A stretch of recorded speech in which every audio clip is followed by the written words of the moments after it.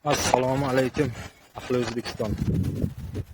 Men bu videomni ko'proq keng fikrlaydigan, keng tafakkurli insonlar uchun video qilyapman. Men bu video murojaatim bilan asosiy video murojaatimni mazmuni O'zbekiston ayollariga. Bizda O'zbekistonda ayollarimiz eng iboli, eng hayoli, eng mehr-oqibatli ayollar O'zbekistonda deb o'ylayman-da. Mana oxirgi vaqtlarda ozroq shu mehr-oqibat ko'tarilgandaymi ayollar o'rtasida ham demoqchiman. Chunki yaqinda bir videoga ko'zim tushdi. Bu videoning chiqqaniga 4-5 kun bo'lyapti. Bir bloger ukamiz o'sha videoni olib chiqqan ekan. Xullas bir opa bog'chaga farzandlarini olib borib qo'yishga borgan, Toshkent viloyatida bo'lyapti narsa. Opa farzandlarini bog'chaga qo'yib chiqqandan keyin mashinada yo'lga chiqqan, endi shu bir akani yo'lidan chiqib qopti mashin bilan. Keyin aka to'xtatgan, xullas ikkalasi mojaro qilgan, sen men yo'limdan noto'g'ri chiqding degan, u erkakni bu apani haqorat qilgan.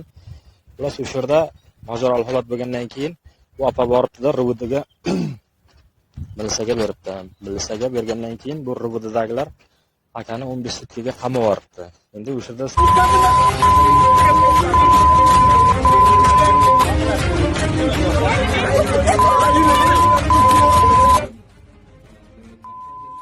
oid huquqbuzarlikni ko'rib chiqamiz.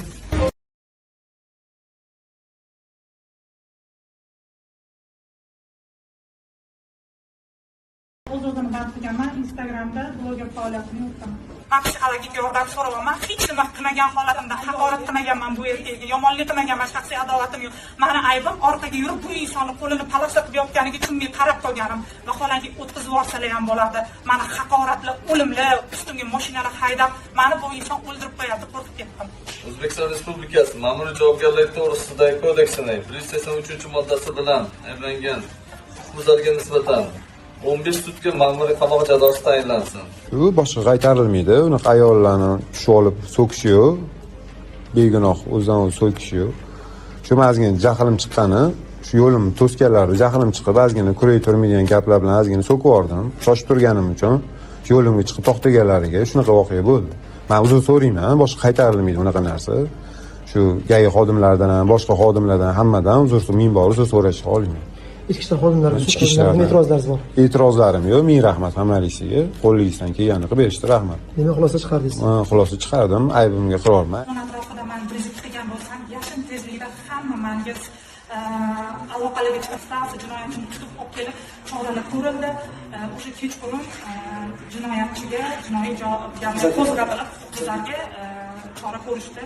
Hurmatli yigitlar, hurmatli erkaklar, hurmatli ko'kalar, transport va boshqa jarayonda yo'l o'quvchilar ko'rgan vaqtda o'zaro hurmat, o'zaro madaniyatga rioya qilib, avtomashina boshqa so'rab qo'yish, mana shu holat bo'yicha Shtutgart tumani ichki ishlar organlariga faoliyat boshqarmasi tomonidan O'zbekiston Respublikasi Ma'muriy javobgarlik to'g'risidagi 183-moddasiga to'g'ri hujjatlar to'g'risida yuborib, ular tomonidan mana shu bizlar sodir etgan yigitga nisbatan 15 sutka ma'muriy qamoq jazosi berildi. Qonuniy va jazo muqarrar.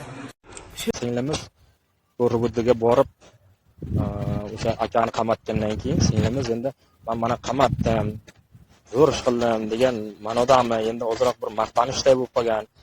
Video qilyapti, mana qolgan ayollarga ham maslahat ham beryapti. Mana video davomida buni qo'yib beraman sizlarga hozir. Mana ko'ringlar, mana har doim shunday mojaroli holat bo'lib qolayotgan bo'lsa, mana videoning yonida knopkasi bo'ladi, shuni yoqsanglar video tushib ketayotgan. Mana hali ham yaxshi ham video bo'lgan ekan. Mana sudda mana isbot qilib berishimga yaxshi bo'ldi. Sizlarga ham shuni maslahat beraman, deyapti. Apajon, bu narsa noto'g'ri narsa deb o'ylayman, chunki o'zi hozir 15 sutkalik qamalib ketgan erkaklar o'z ko'payib ketgan. Nima sababdan? Aliment to'lanmasdan erkaklar juda ko'p holatlarda alimentni to'lanmaganlik oqibatida erkaklar 15 sutkalik qamoqqa juda ko'p tushyapti. Mana bizda statistika bo'linmasi bor, raqamlarni gapirtirgan. Bu statistika bo'linmasida agar ro'y-rost aytayotgan bo'lsa, juda ko'p bizda aliment orqasidan aliment to'lanmagan erkaklar 15 sutkaga qamalib ketyapti. Chunki bu alimentni erkaklar ham to'lamayman, qasddan to'lamayman deyish fikri yo'q. Ish o'rni yo'q. O'zi mana hayot hozir qiyin bo'lib qolyapti. Hamma narsa qimmatchilik, hamma narsa qiyin. Qaydan pul topsam ekan degan erkaklarda juda o'y ko'p. Men aytmoqchi bo'lganim, endi bu yaqinda aliment to'lanmay qamalgani ham u yoqda tursin, bir Instagramga ko'rib qoldim yaqinda. Bir erkaklarni olib ko'rsatyapti. Alimentdan 76 millionmi qarzi bor ekan. Buni MIB xodimlari uyiga quvib ketdi buni. Endi aliment to'lamasang bo'lmaydi deb quvib kelgan. Bu erkaklarni nima qilishini bilmay uydagi tondirga kirib olibdi. Karmana tumanida aliment to'lovchi shaxs 2 yildan buyon aliment javobgarligidan qochib kelgan. Bu davr mobaynida uning qarzdorligi qariyb 71 million so'mga yetgan. Mazkur shaxs Karmana tumanidagi oshxonalardan biridagi tandir ichidan topilgan. Sud qarori bilan qarzdor otaga nisbatan 15 sutkaga ma'muriy qamoq jazosi tayinlangan. Buni MIB xodimlari o'shani videoga olib, mana alimentni to'lashdan qochib tandirning ichiga kirib olgan deyapti. Aka, u tandirchiga u alimentni to'lanmagandan to'g'ri kirib olgan. Lekin o'sha aliment qaydan to'laydi? Ish o'rni bo'lmasa, ish o'rni bo'lgan taqdirda 1 million 800, eng oshi borsa 3,5 million oylik beradi. Bu bechoralar qaydan to'laydi? Xullas, men aytmoqchi bo'lganim hozirgi boyangi mashhur usta mojarolar holat bo'lib qolgan singlimizni nimasiga qaytaylik. Shu videoda chiqib aytayapti, men bu erkakni 15 sutkaga qamatdim mana. Qolgan ayollarga maslahat beryapti-da, o'sha noto'g'ri narsa demoqchiman. Qolgan ayollarga ham iltimos, bu narsa koronavirusga o'xshab tarqab ketmasin. O kim o'zlarga boyagi kim erkak ko'p qamatar bo'lib ketmasin. Hamma menga aloqalarga chiqib, jinoyatchini tutib olib kelib, choralar ko'rildi. O'sha kechqurun jinoyatchiga jinoiy javobgarlik qo'zg'atilib, sizlarga chora ko'rishdi. Hurmatli yigitlar, hurmatli erkaklar, hurmatli ukalar, transport va boshqa jarayonda yo'l o'qitishlar ko'rgan vaqtda o'zaro hurmat, o'zaro madaniyatga rioya qilib, avtomashina boshqa so'roq qilish mana shu holat bo'yicha Shtipot tumani ichki ishlar organlariga faoliyat boshqarmasi tomonidan O'zbekiston Respublikasi ma'muriy javob qo'shilishi 183 moddasiga to'g'ri hujjatlar almashtirib yuborildi. Ular tomonidan mana shu bizlar sodir etgan yigitga nisbatan 15 sutga ma'muriy qamoq jazosi berildi. Qonuniy va jazo muqarrar. Feruza opa, istoriyaga chiqing. Nima bo'ldi? Feruza opa, sizdan xavotir olamiz deb hamma yozib yotibdi. Fonda bundoq kameraga kirsanglar, video и foto turadi. Men ustimga mashinalar haydab kelib, napadeniya qilib, menga sakrab qiluvlar qo'rganiga, men fotoni bosaman deb videoni bosib qo'yganman. Shunga qarshi hech qanaqa jinoiy ham, ma'muriy ham hech qanaqa dalil yo'q edi. Men u erkakni sizlab sud zalida ham u meni sallab muomala qilsa ham men sizlab muomala qildim. U meni shuncha haqorat qilib nima qilgan bo'lsa ham men uni bir marta so'kmadim. Bir marta ham uni sha'niga, uni oilasiga, uni qadr qiymatini yerlarni tagiga oladigan gap ishlatmadim. Men faqat davlatimizdan najot kutdim, avval Allohdan. Davlatimiz meni 10 soat ichida shunaqa himoya qilib oldi. Himoya orderlari berildi. Men davlat tomonidan himoyalandim. Alhamdulillah. Allohimning mehribonchiligi 10 soat ichida sud bo'ldi. Sudda uzr so'radi, to'g'ri, aybini tan oldi, 15 sutkaga qamalib ketdi. Men ayollarning mashina minishiga qarshi emasman, lekin ayollar ana shunday holatlar bo'ladi, erkaklarga ham oson emas. Mana endi mashina tushunyapsizlar. Yo'lda ana shunday mashina mingandan keyin mojaroli holatlar bo'ladi. Shuni bo'yinlaringga olsanglar, mininglar. Gap yo'q, mashina minishlarga umuman qarshi emasman, qaytarib aytaman.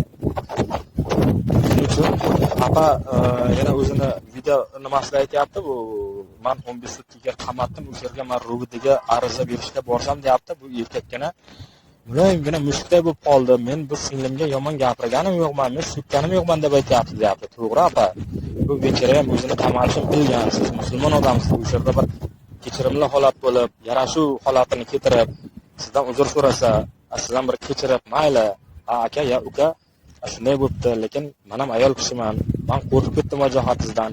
Boshqadan bir ozgina bir kechirimli bo'lsangiz bo'ladi-ku. Misol, o'sha 15 sutkaga qamatib yuborgan erkakning uyida o'sha erkakdir boquvchisi. Xudoning o'zi asrasinki, o'sha erkakka qarab qolgan bir nogironi bo'lishi mumkin. Bo'lmasin-ku uydan. O'sha erkakni boquvchisi boyaga qaramog'ida bir nogiron odam bo'lishi mumkin. U erkakning oilasi bordir, misol, qari ota-onasi bordir. Boquvchisi o'sha bo'lgandan keyin bu 15 kun o'shani ma'muriy boyaga 15 sutkalik qamoqda yotgandan keyin bu uydagilar qiynalib qoladi, apa. Siz ayol kishi bo'lib bir ozroq o'sha tomonlarni o'ylamabsiz demoqchiman. Iltimos sizlardan erkak kishilarni qamatishni bas qiling ayollar. O'zi itak, yana qaytarib aytaman, aliment yuzasidan juda ko'p erkaklar qamalib ketgan O'zbekistonda.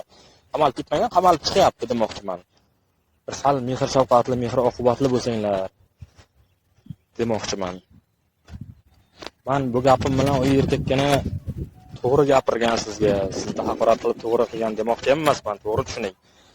Lekin o'sha sudda raisi ham bu erkakga 15 sudga qamoq jazosi berib 200% to'g'ri qilgan. Chunki hozir men sizga videoni oxirigacha ko'rsangiz aytib beraman.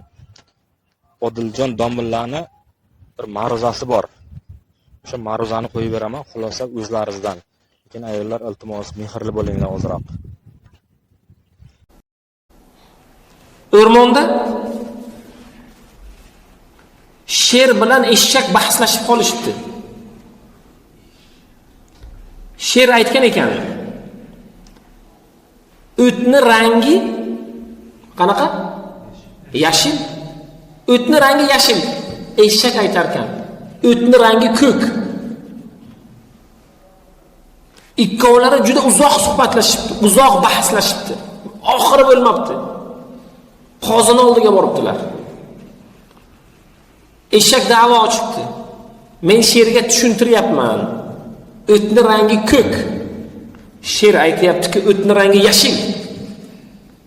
Sher aytgan ekan, qozi janoblari, siz ayting. O'tni rangi yashil-ku deganda qozi aytgan ekan, yo'q, o'tni rangi ko'k. Sherni olinglarda qafasga qamanglar, 100 darra uringlar degan ekan. 100 darra urilib eshakni jo'natib yuborgandan keyin sher ozg'in, charchagan, jarohat olgan holatda qozini oldiga kelib, qozi janoblari, qanday hukm bu? Siz ham bilasiz, men ham bilaman, dunyo biladi buni. O'tni rangi yashil. Nega meni darra urdirdingiz? Nega eshakni oldida meni obro'yimni tushirib, o'tni rangini ko'k dedingiz? Nima uchun deganda, seni aslida fikring to'g'ri, o'tni rangi yashil. Buni biladi hamma. Seniga darra urganimni sababi bor. Sababi nima? Sababi sen eshak bilan tenglashganing. Bahsda, munozarada unga tenglashganing. Shuning uchun men senga darra urdirdim. Bugun qaysidir holatda so'zomonlik bilan insonni yutgani, so'zomonlik bilan qo'pollik qilgani, kuchining balandligi, quvvatining ko'pligi bilan undan g'olib chiqqani aslida uning mag'lubiyati. Tortishmang birodar. O'tni rangi qizil demaydimi? Siz o'zingiz uchun uni yashilligini biling, Xudo bilsin, tamom birodar. Haqligingizni kimning oldiga isbotlaysiz? Sizni haqligingizni Xudo bilsa bo'ldi birodar.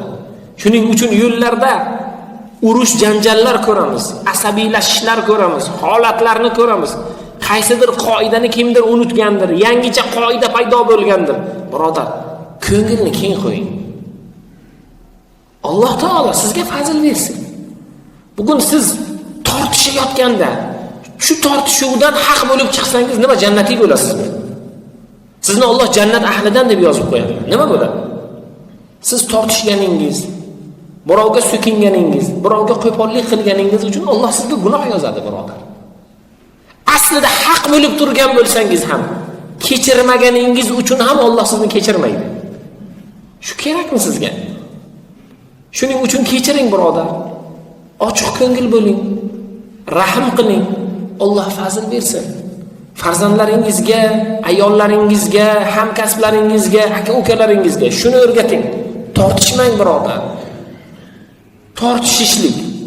Tortishish jarayonida qo'pol gaplarni ishlatishlik, so'kinishlik, zo'ravonlik qilishlik, kuch ishlatishlikka harakat qilishlik bu umuman mu'minga xos masala emas.